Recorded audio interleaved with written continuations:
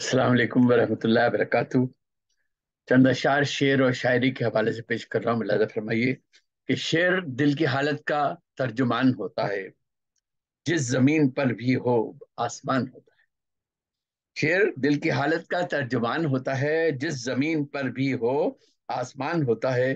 دل کا حال کہنے کا ڈھنگ ہی نہیں آتا، آدمی محبت میں بے زبان۔ اور شاعری کی حالت میں فکر کے دریچوں پر سوز دل سے حرفوں کا سائبان۔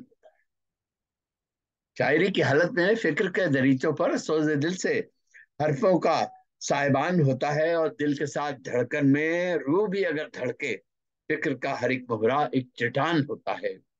اور فکر کے سمندر میں شاعری کی کشتی پر صرف ایک قلم کا ہی بادبان ہوتا ہے۔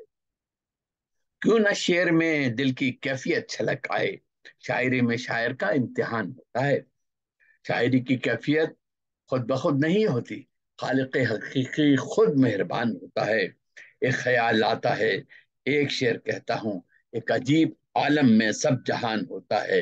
اور شعر جب بھی کہتا ہوں، شعر جب بھی لکھتا ہوں، کچھ یقین ہوتا ہے، کچھ گمان ہوتا ہے۔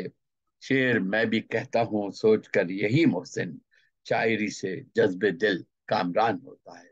اور شاعری کی کیفیت خود بخود نہیں ہوتی، خالق حقیقی خود مہربان ہوتا ہے۔